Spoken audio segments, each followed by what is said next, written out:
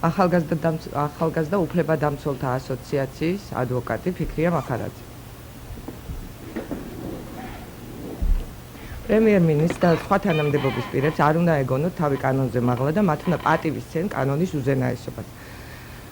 მოგახსენებთ, რომ პრემიერ-მინისტრმა პრეზიდენტის კანდიდატის წარდგენის დროს ბათუმში, ბეშუმში, აჭარაში ოფიციალური წარდგინებისას დღესასწაულზე გადასცა ახალდაქორწინებულ წყვილს ბრილიანტის ბეჭედი. ანუ ის მოქმედებდა როგორც ქართული ოცნების ლიდერი. ამ შემთხვევაში ეს არის სისხლისამართლის დანაშაული და ისჯება სისხლისამართლის კოდექსის 164 პრიმა მუხლით, რაც ნიშნავს, რომ ამ მომრჩევლისთვის პირდაპირ ან არაპირდაპირ ქონების გადაცემას და ისჯება თავისუფლების აღკვეთით ვადით 3 წლამდე ან ჯარიმით. გამომდინარე აქედან ჩვენ მიგვაჩნია, რომ უნდა მოხდეს ამ ფაქტზე შესაბამისი რეაგირება. ანალოგიური შემთხვევა იყო ოქტომბრის არჩევნებამდე, როდესაც დაისაჯა 3 ოცნების აქტივისტი, რომლებიც გარიცხული იყვნენ პარტიიდან და მათ მიმართ გამოყენებული იქნა კანონის შესაბამისი ზომები.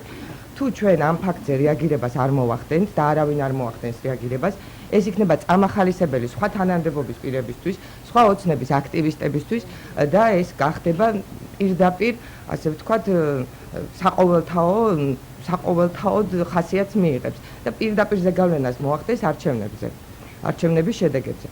გარდა ამისა, აქვე მინდა აღვნიშნო, რომ ხადური ჩვეულებრივად დაყვება მარგველაშვილს მიუხედავად იმისა, რომ ის აცხადებს, რომ არის შვებულებაში და პირდაპირ იყენებს ადმინისტრაციულ რესურსს, რაც ასევე დაუშვებელია.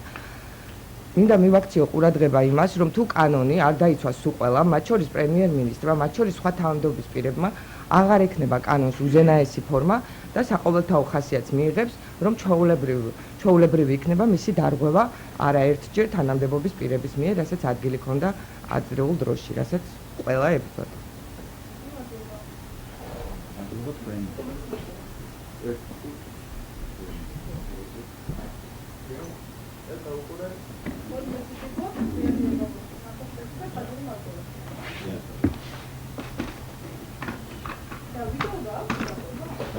კი, საყოველთაოდ იყო ტელევიზია, დაჭარის ტელევიზია. არა მარტო დაყვება, აგიტაციას ეწევა, კაი რომ დაყვებაზე და წარად იყოს კიდე ხმათ არ მოვიდება.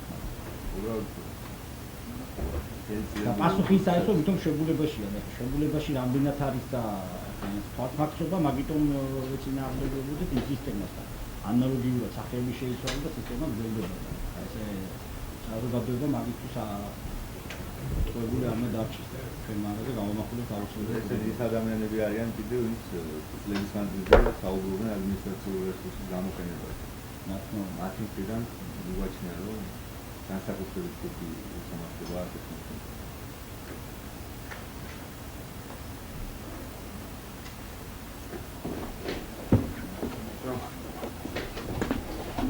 დიდი მადლობა. კარგად.